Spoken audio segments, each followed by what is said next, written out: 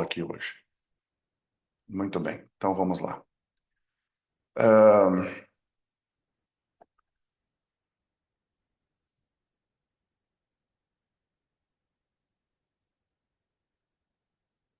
Por mais que nós, pela nossa mente, possamos imaginar quanto tempo elas estão lá, e eu estou falando agora das pirâmides, né? Porém, quando Israel era escravo lá no Egito, as pirâmides eram relativamente novas naquele deserto. Quando você olhava, se você tivesse lá naquela época, se nós pudéssemos ter vivido naquele tempo, e nós olhássemos os enormes pilares de pedra de Karnak, esses enormes pilares, eles foram feitos, construídos para impressionar os fiéis que iam até ou afluíam até aquele santuário. Perto do templo de Karnak, havia uma aldeia vizinha que se chamava El Karnak, na época, né? E ela foi construída por volta de 2200 a.C., ou seja, do período de 2200 anos antes de Cristo até meados de 1800 antes de Cristo. Eu não sei se vocês já ouviram falar do templo de Karnak. Ele era conhecido como Ipet-Sut, que significa na língua o melhor de todos os lugares. Esse templo de Karnak, ele foi erguido na cidade de Luxor.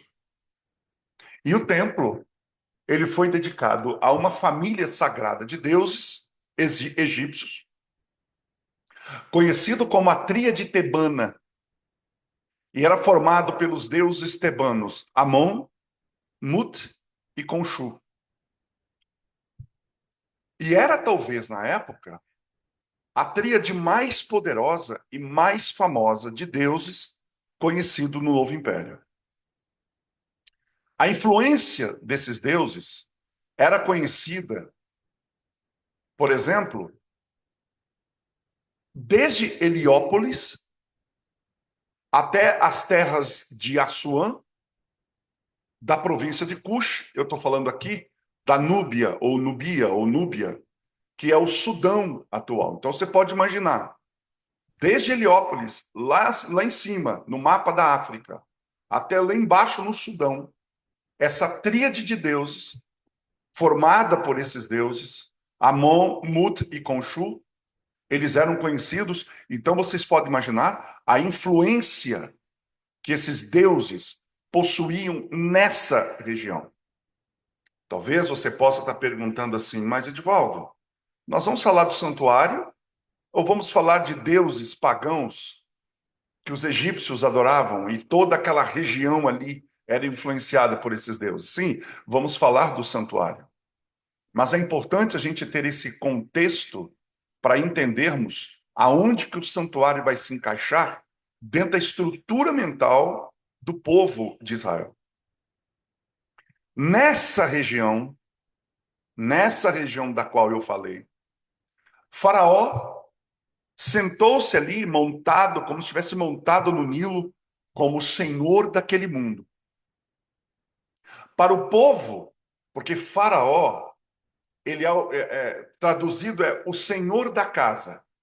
É isso que quer dizer Faraó, o senhor da casa. Então, para o povo de Faraó, ou seja, para os egípcios, ele era um deus. Faraó era um deus.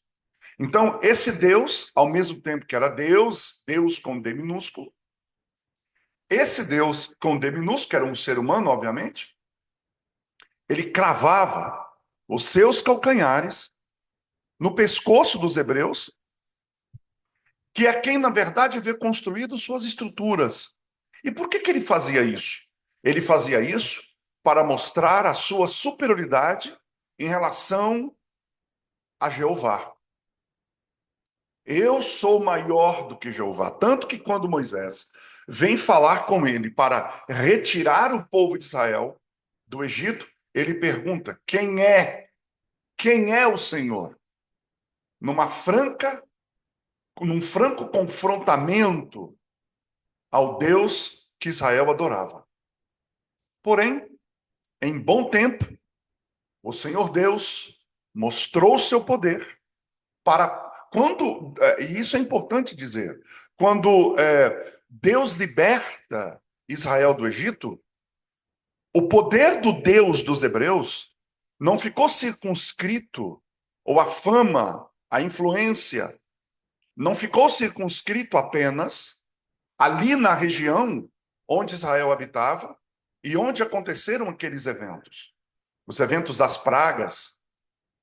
Na verdade, eu comecei falando sobre essa tríade de deuses tebanos e a sua influência de Heliópolis até o Sudão, para dizer que se um Deus, o Deus de Israel, venceu o Deus Faraó, logo, todos os outros deuses que eu acabei de citar, né, ali no templo de Luxor, Amon, Amut e Conchu, seriam então os deuses menores, e essa fama do Deus de Israel correu toda essa região. Então as nações viram como que esse Deus liberta o seu povo dessa escravidão cruel. E esse povo agora saindo do Egito, livres, livres, e com fé e coragem, ardendo em seus corações, nutrido por suas obras maravilhosas em favor deles, a priori eles estavam prontos para o que viesse pela frente. Então, Deus, pela nuvem e pelo fogo, ele guiou seus filhos através do Mar Vermelho, nós conhecemos essa história, para um isolamento no deserto. Ele precisava levar Israel para o isolamento do deserto, provendo nesse deserto pão, água, abrigo para todas as suas necessidades diárias.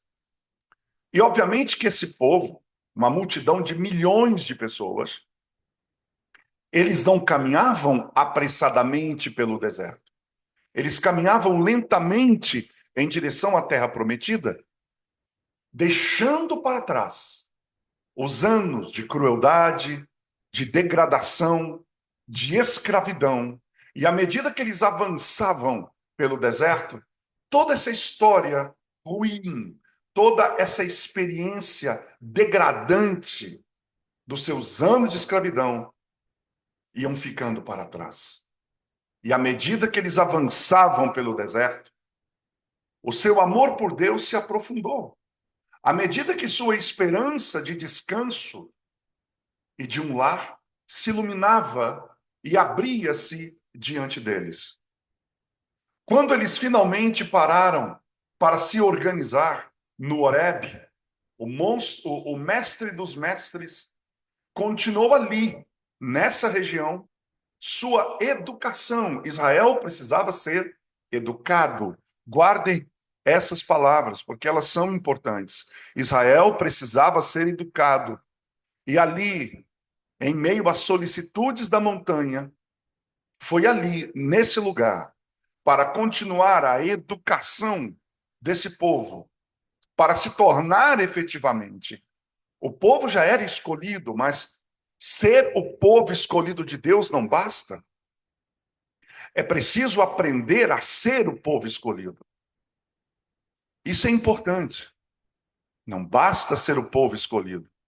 É preciso aprender a viver como um povo escolhido.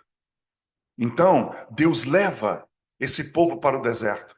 E ali no Monte Horebe, e ali no Horebe, ele convocou o seu reverenciado líder, que é Moisés, ao cume do Monte Sinai. Eu falei Monte Horebe, mas a região do Horebe.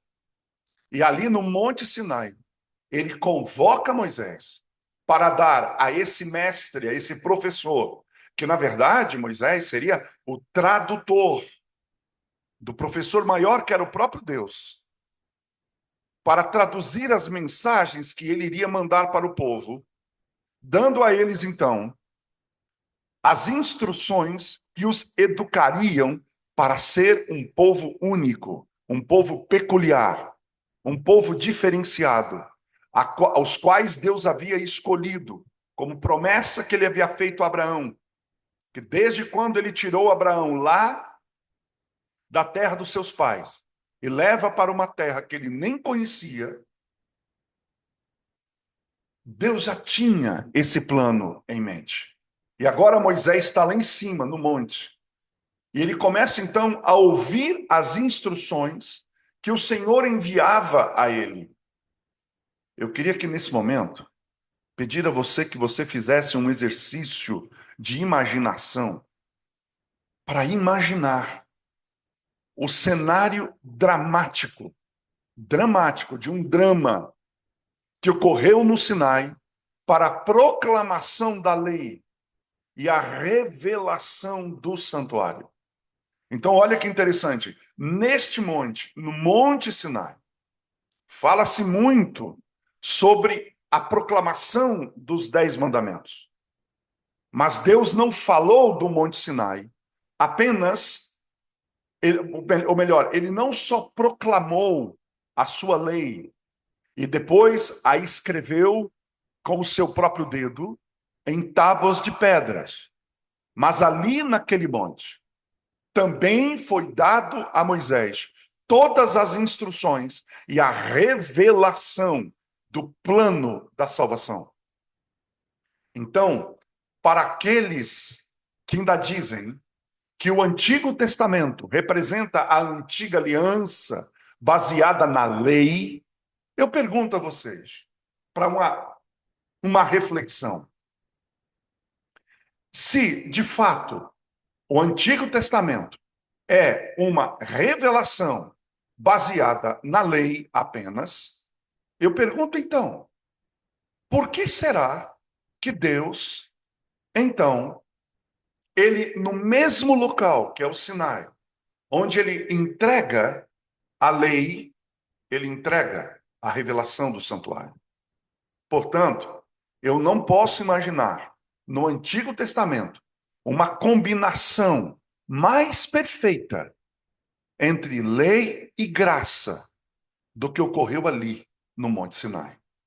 Você tem ali a lei sendo exposta, mas você tem também ali a graça sendo exposta, mostrando para Moisés o plano da salvação para livrar o homem da condenação dessa lei. Aliás, quando você lê os 10 mandamentos, eu gosto muito de usar um conhecimento que, graças a Deus, eu tive a oportunidade de ter, de um livro que eu li quando eu estava em Portugal. O livro chama-se Para Além da Lei, do Roberto Badenas. E o Roberto Badenas, ele diz o seguinte, que a lei não é uma ordem, na visão dele. A lei não é um mandamento, por isso que a gente chama dos 10 mandamentos. Mas, na verdade, no hebraico, ele quer dizer as 10 palavras. 10 palavras. A gente chama de mandamento, e não está errado em chamar de mandamento. Mas eu vejo na lei muito mais promessa do que mandamento. Quer ver? Quando Deus chamou Abraão, ele disse a Abraão, eu acho que isso está, se não me falha a memória, isso está em Gênesis, capítulo 17, se não me falha a memória. Ou é 15 ou é 17. Deixa eu ver aqui. Isso, exatamente. Deixa eu ler aqui, ó. Gênesis 17. E quando Abraão era da idade de 99 anos, o Senhor apareceu a Abraão e lhe disse: Eu sou o Deus Todo-Poderoso. Anda diante de mim e ser perfeito. Em outras palavras, em outras traduções, diz: ande na minha presença e ser perfeito. Deus não disse a Abraão: Abraão, você tem que ser perfeito para andar na minha presença. Ele disse: não, Abraão, ande na minha presença e ser perfeito. Ele está dizendo para Abraão: Abraão, você é imperfeito. Eu não te chamei porque você é perfeito. Eu não te chamei porque você é a pessoa mais santa que existe no mundo. Eu te chamei do meio de um lugar corrupto. Mas, Abraão, se você andar na minha presença, você se tornará perfeito. Portanto, a perfeição que Deus exige de nós, Ele sabe que nós não temos condições de oferecer. Então, como que pode um Deus que sabe que eu em mim não tenho perfeição, ele chega e diz: sede vós perfeitos, como perfeito é o vosso Pai que estás nos céus. E alguém, eu já vi alguém dizer assim: olha, ele está dizendo que na sua esfera você tem que ser perfeito, assim como Deus é perfeito na esfera dele. Perdão, eu não vejo dessa maneira. Porque se você olhar o texto, o que o texto está dizendo? Sede vós perfeitos, como é perfeito o vosso Pai que estás nos céus. Em outras palavras, sabe o que isso, na minha opinião, quer me dizer? Que é a perfeição do Pai que está nos céus que transforma você, que é pecador, num ser perfeito. A sua perfeição, ela é o resultado de um Deus perfeito.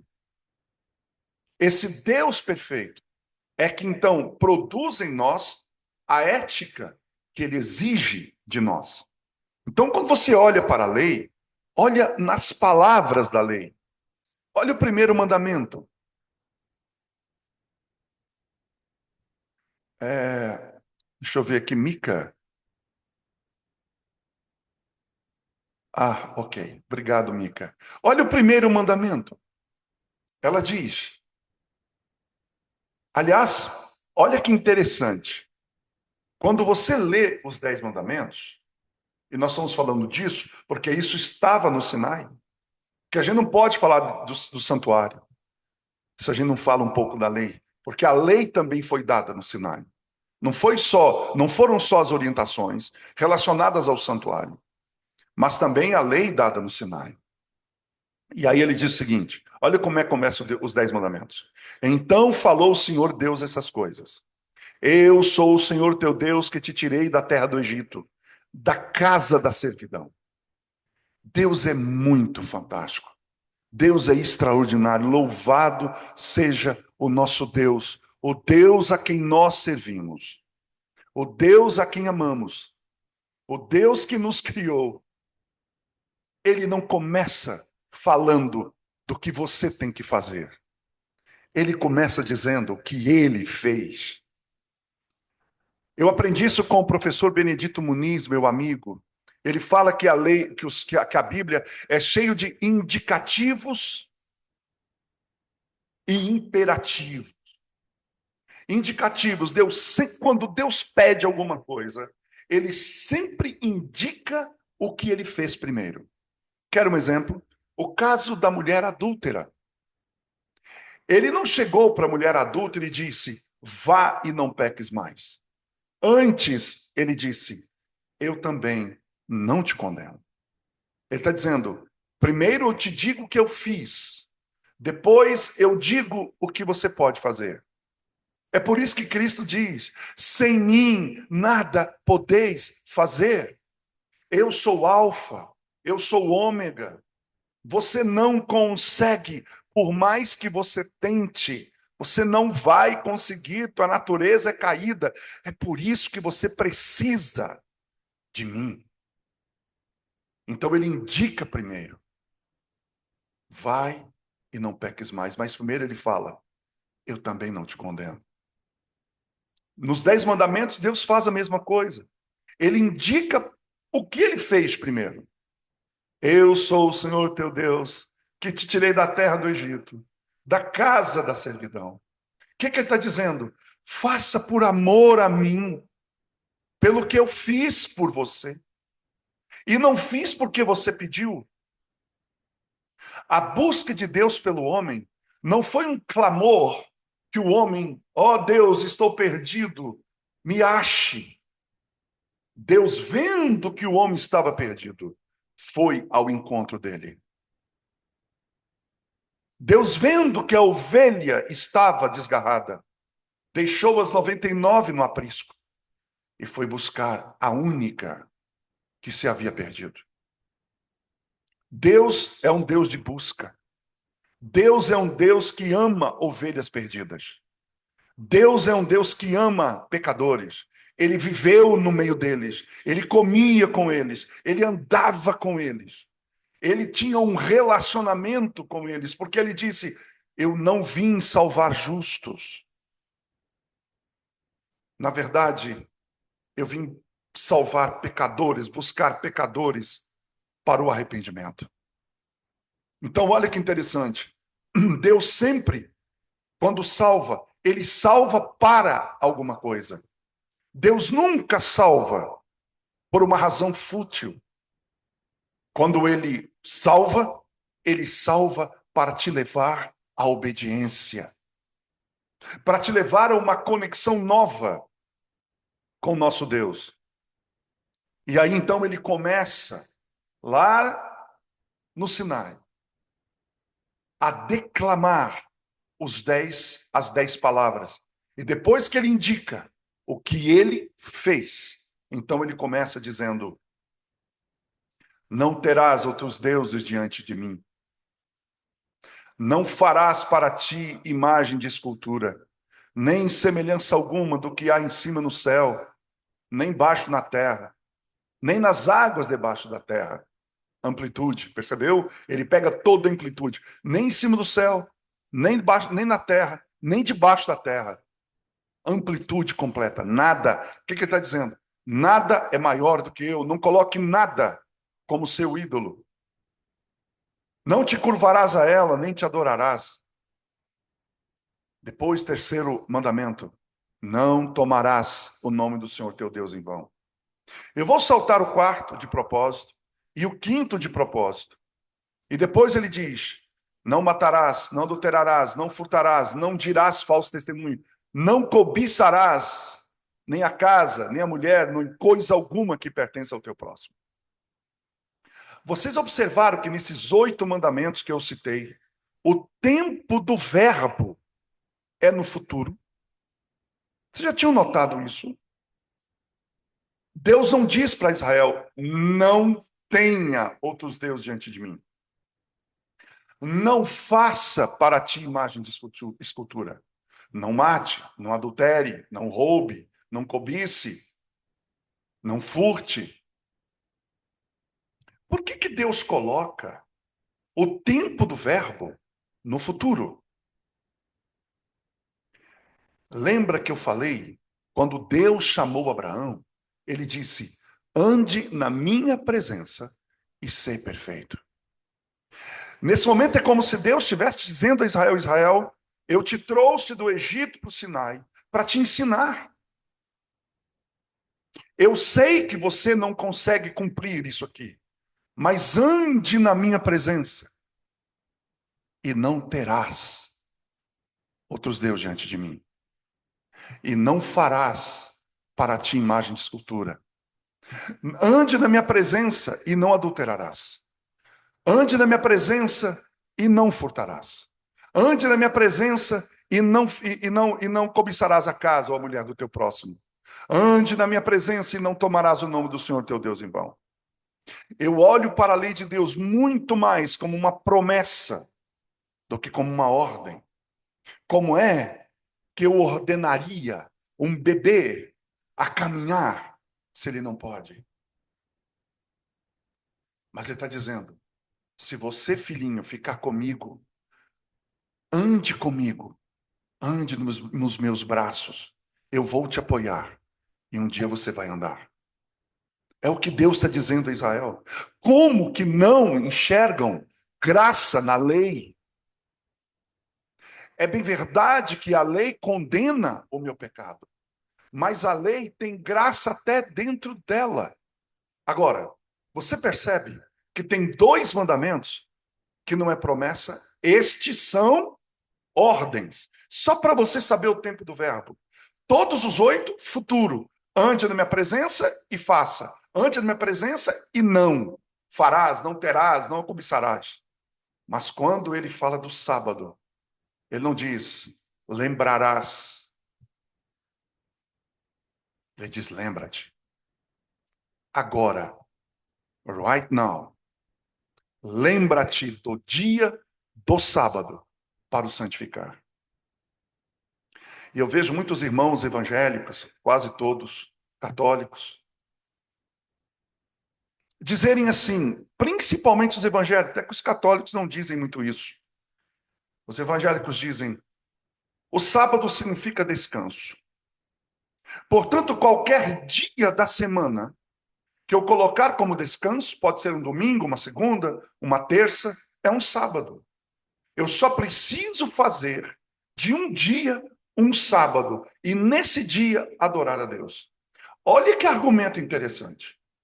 Olha que argumento muito capcioso, bem elaborado. Porém, quando você vai para a criação, então vamos lá.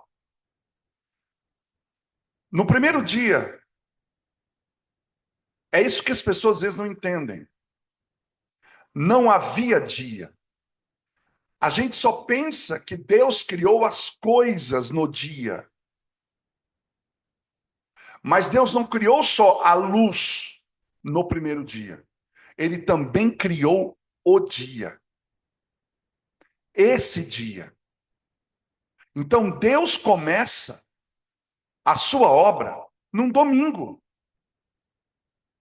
Então ele começa a semana trabalhando. Guarde isso.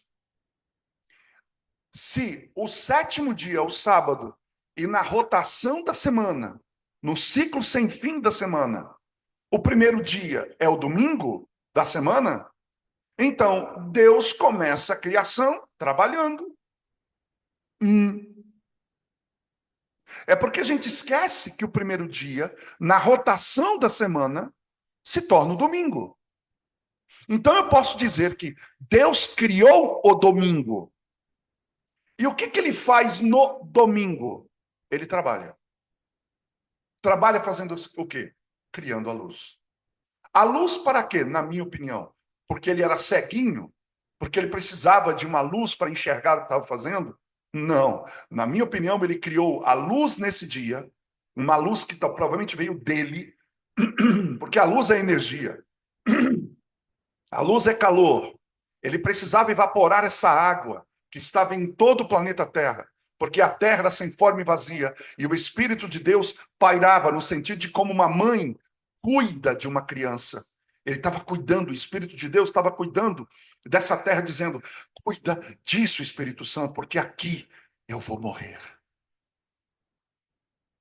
Aqui eu vou pôr aquele que vai me trair, e eu vou amá-lo. Aqui eu vou revelar o meu grande amor ao universo. Aqui nesse lugar, o universo verá o meu grande amor, o meu grande sacrifício. E agora a luz de Deus aquece essa água e começa a evaporar. E a criação começa. Então Deus cria o domingo, e no domingo ele trabalha. Ele cria a segunda, na segunda ele trabalha. Na terça ele cria a terça, na terça ele trabalha. Ele cria a quarta, na quarta ele cria coisa, então ele trabalha. Ele cria a quinta, na quinta ele trabalha. Naquele ele cria a sexta ele trabalha. Ele cria o sétimo dia. E no sétimo dia ele descansa. Como é que você quer agora colocar o descanso no primeiro dia? Se no primeiro dia o nosso modelo, que é ele, trabalhou. Portanto, quando eu pego o primeiro, o sábado, então o que Deus criou no sétimo dia? Veja, vou repetir. Primeiro dia foi criado. E como é que ele criou o primeiro dia? Trabalhando. Como é que ele criou o segundo? Trabalhando. E assim sucessivamente. Quando ele chega no sétimo dia, o que ele cria no sétimo dia? o descanso. Se eu dissesse para você, olha, pegue o sol, a lua e as estrelas e joga para o segundo dia. Pegue a luz e jogue para a sexta, para o sexto dia. Pegue os animais e jogue para o primeiro dia. O que você acharia se tivesse uma Bíblia que dissesse: no primeiro dia Deus criou os animais, no segundo dia Deus criou o homem, no terceiro dia ele criou a separação das águas, no quarto dia ele criou o sábado, no quinto dia ele... O que você acha disso? Então, não dá para colocar o sábado num outro dia, a não ser no sétimo. Porque no sétimo, a criação. Alguém fala assim: no sétimo dia Deus não criou nada. Mentira, ele criou sim. Ele criou o descanso. Como é que ele fez isso? Descansando. Que ele é a origem. O que ele faz nesse dia é lei. O que ele faz nesse dia se torna regra. E qualquer coisa que eu queira mudar fora desse ritmo, fora dessa regra, é ser anti-Deus, é ser anticristo. Compreende? Deus criou o sétimo dia, descansando, como um sábado. E quando eu quero tirar o sábado do sétimo dia e colocá-lo em qualquer outro lugar, eu estou indo contra o próprio Deus. E alguém diz assim: sábado é uma coisa de judeu, é uma coisa de adventista. Não é. Sábado foi criado no Éden. E no Éden não havia nem judeu, nem adventista, nem sabatista, nem qualquer ista que você possa imaginar. Por isso que quando Cristo no Novo Testamento vai dizer: o sábado foi feito por causa dos adventistas, não está lá escrito assim? Ah, não, não está, está assim. O sábado foi feito por causa dos judeus. Ou o sábado foi feito por causa do homem, se tratando de humanidade. É se Cristo, como Cristo dissesse: o sábado foi feito por causa da humanidade. Então, no sábado, Deus, ele protege. Quando ele diz: lembra-te do dia do sábado para o santificar. 6 dias trabalharás e farás toda a tua obra, mas o sétimo dia é... Olha lá, olha na lei se eu estou dizendo alguma bobagem. A própria lei, ela diz claramente que é: mas no sétimo dia é o sábado. Quando você volta na criação, não tem como mudar isso. Então, por isso que ele está dizendo: aqui não tem, é agora. O sábado você tem que guardar agora. Por quê? Porque o sábado revela quem é o dono disso aqui. Não é: ande na minha presença e te lembrarás de guardar o sábado. O sábado é uma decisão. O sábado é uma escolha. A natureza humana às vezes cobiça, às vezes ela rouba, às vezes ela pode matar, ela pode querer ter um outro Deus, mas o sábado é uma decisão. Mesmo um homem caído pode guardar o sábado como decisão. Então, a humanidade hoje, guardando o domingo como se fosse um sábado, é uma decisão que está sendo tomada. É por isso que lá no Apocalipse, quando João fala da marca da besta, certo? Da marca da besta. E essa marca da besta é uma marca em oposição a uma marca de Deus. É por isso que os homens receberão na mão ou na testa, ou seja, consciência ou ações. É uma decisão. Assim como, assim como o honra teu pai e tua mãe. Não diz honrarás. Já observou isso? Então, o lembra-te e o honra, o verbo é no presente. Os outros são no futuro. Mas esses dois, Deus diz, é no presente, é agora. Right now. Como uma pessoa pode dizer assim: honrarás o teu pai e tua mãe? Ah, quer dizer que honrar o pai e a mãe tem que ser agora, mas guardar o sábado eu posso fazer isso depois. Em outro momento, eu vou esperar que Deus me deu. Não vai dar. Não vai dar. Porque a lei está dizendo que não vai dar.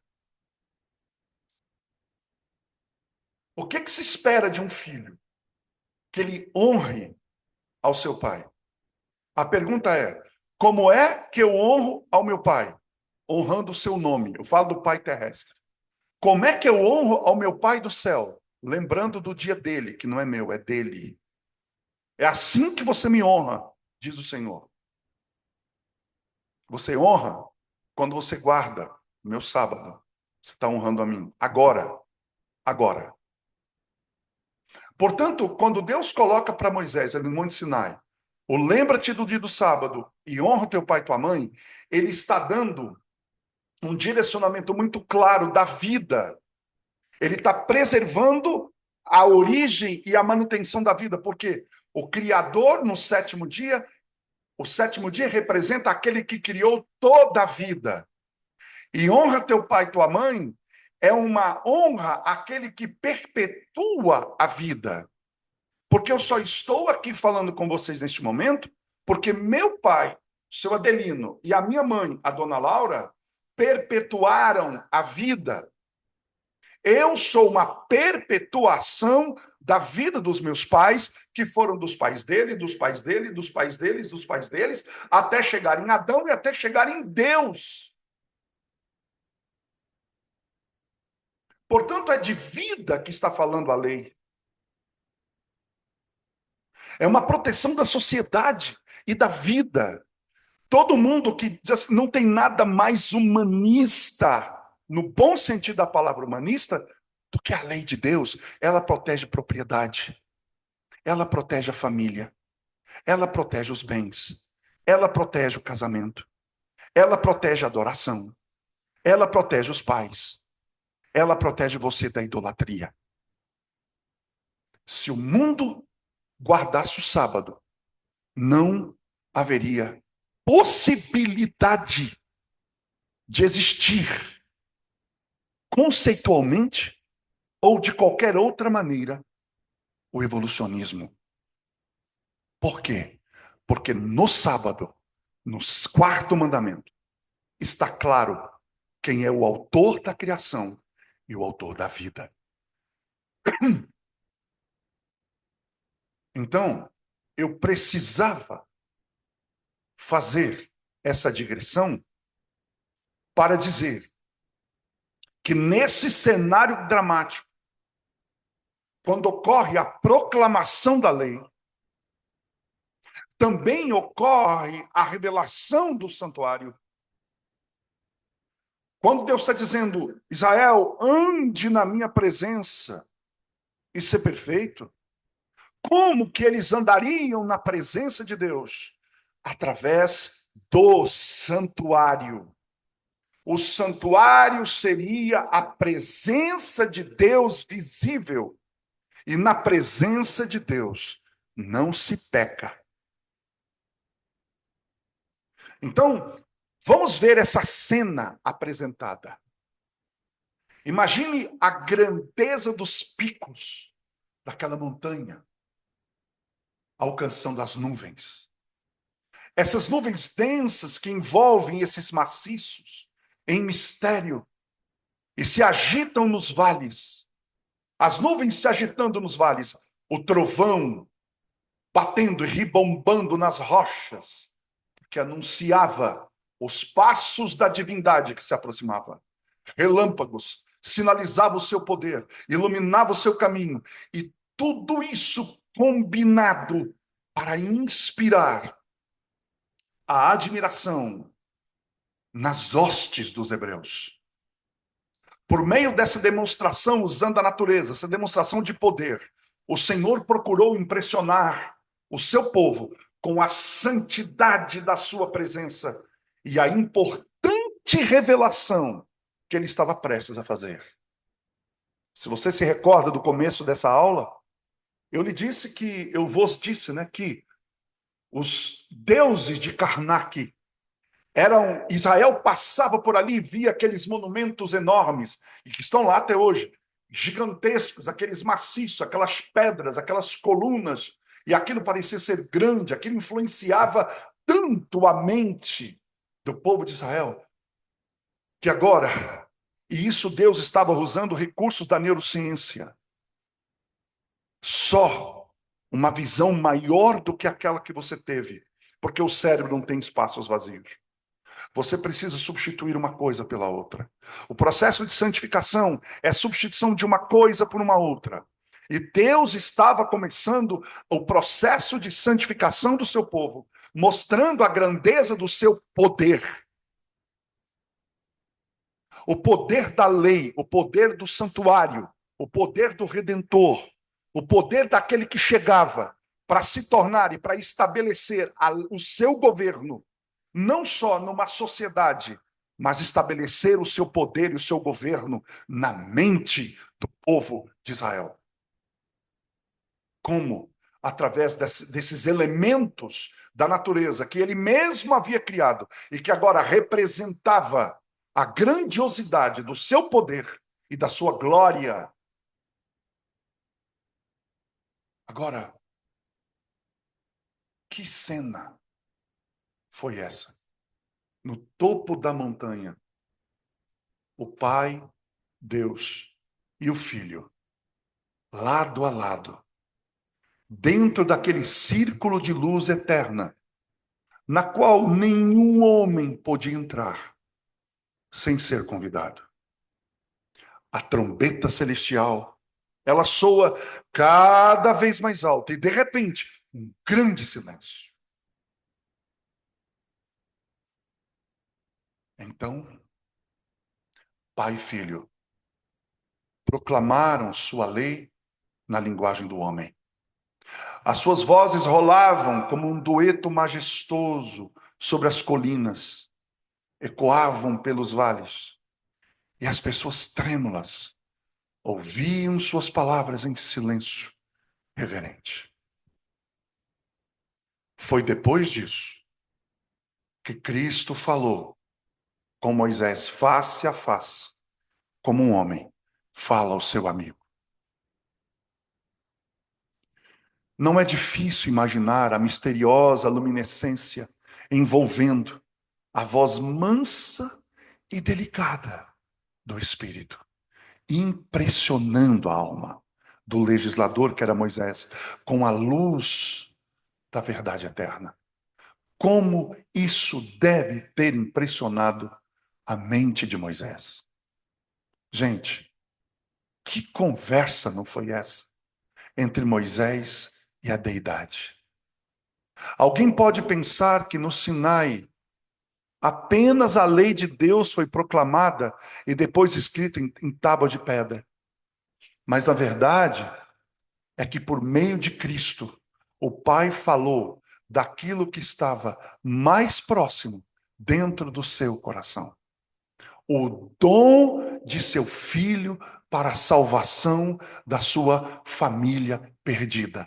Ali, de maneira mais clara, de maneira mais lúcida, límpida, cristalina, Deus começou a desdobrar diante de Moisés o plano da redenção para mostrar o cordeiro que fora morto desde a fundação do mundo.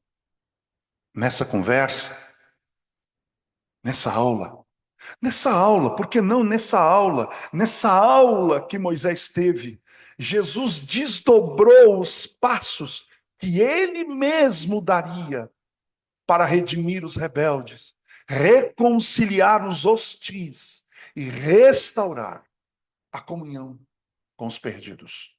Então, por imagens de sombras, ele retratou o seu próprio amor moribundo, o ministério sacrificial, e desdobrou diante da mente arrebatada de Moisés, mais claramente do que nunca na história humana, os meios pelos quais a culpa pode ser perdoada e o pecado erradicado do universo. Eu creio que nessa conversa, ele retratou sua compaixão, que seria vista de que maneira? Por meio dos tipos sacerdotais. E sua compreensão de como sacerdote da necessidade humana. E por meio de símbolos impressionantes, além de revelar os mistérios da obra do Espírito, estaria ali junto com ele, esclarecendo esses conceitos, ou seja, o Espírito Santo estaria junto com ele como representante, como nosso sacerdote, entendendo os problemas da alma humana. E ele, ao mesmo tempo, estava ali, o Espírito Santo ali, Jesus ali, fixando em nossa mente, mas naquele momento, esclarecendo esses conceitos e os fixando no coração de Moisés. Durante 6 semanas, nessa silenciosa comunhão, o autor e consumador de nossa fé, pacientemente, revelou a Moisés, fase após fase, o plano para a salvação do homem e explicou como uma dessas fases deveria ser realizada. Mas essas verdades não poderiam permanecer apenas com Moisés.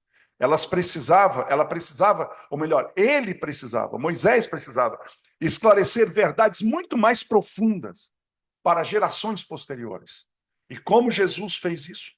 Ele transformou todo o plano falado a Moisés em um tabernáculo colocado no meio do deserto. Então eu posso dizer que o tabernáculo é a expressão física do pensamento de Deus, da palavra de Deus. Porque se João diz que Jesus veio e habitou entre nós, e a palavra ali é tabernaculou. Então, se Cristo tabernaculou entre nós, e ele era a palavra viva, a expressão clara do pensamento de Deus, então, se Cristo era o próprio tabernáculo, se Cristo era a parábola viva, a representação viva de como Deus pensava, até porque Cristo fala, sacrifício não quiseste, mas corpo me preparaste, aquele corpo nazareno era o próprio tabernáculo onde a Shekinah morava. Não houve tabernáculo maior do que o próprio corpo de Cristo. Cristo foi o grande tabernáculo, onde a Shekinah morou, e ali ele foi o cordeiro, ali ele foi o sacerdote, ali naquele corpo estava o sacerdote, o cordeiro, o sumo sacerdote, estava a novilha vermelha, estava as peças, estavam a rolinha, estavam os passarinhos, estava o vinho, estava o azeite, estava o trigo, estava a cevada, estava o pão, estava a mesa, estava o candelabro, estava o azeite, estava o fogo, estava o cordeiro, estava o altar, estava a cortina, estava a lei, estava o propiciatório, estava o querubim, estava a Shekinah, estava aí tudo estava naquele corpo galileu. Tudo estava ali. E quando nós olharmos cada detalhe do santuário, lembre-se, nós estamos vendo o corpo galileu em pedaços. Ninguém se entregou tanto como Cristo. Será que é por isso esse entendimento que Paulo teve de que ele disse, haja em vós o mesmo sentimento que houve em Cristo Jesus? Olha para onde o tabernáculo precisa nos levar. Por hoje, eu quero encerrar aqui.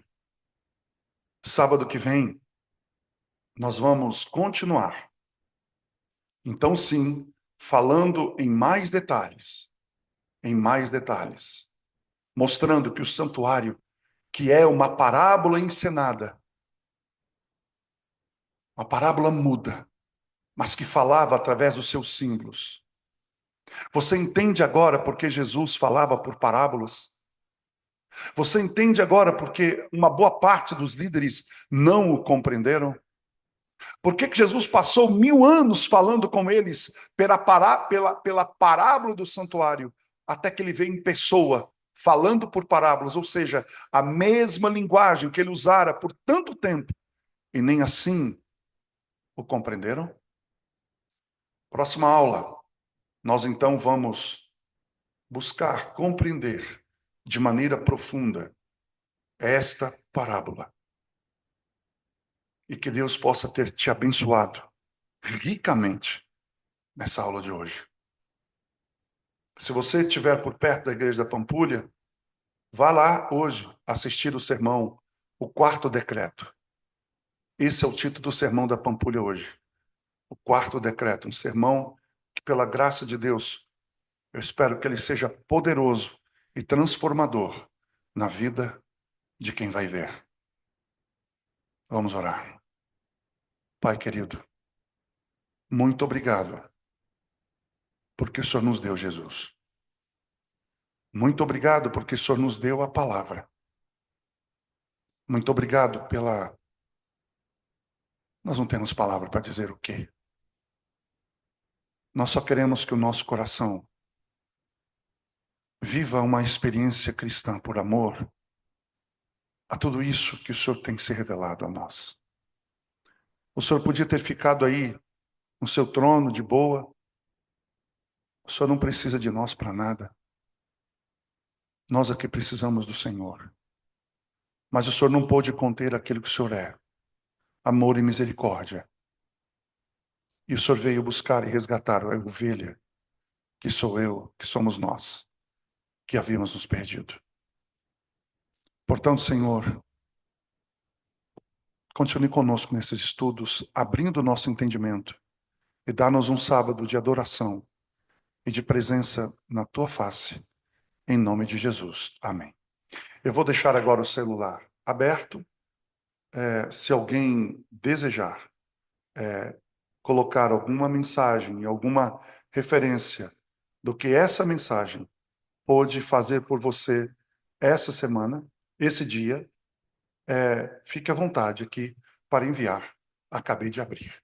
Fiquem com Deus e até sábado que vem, se Deus assim nos permitir.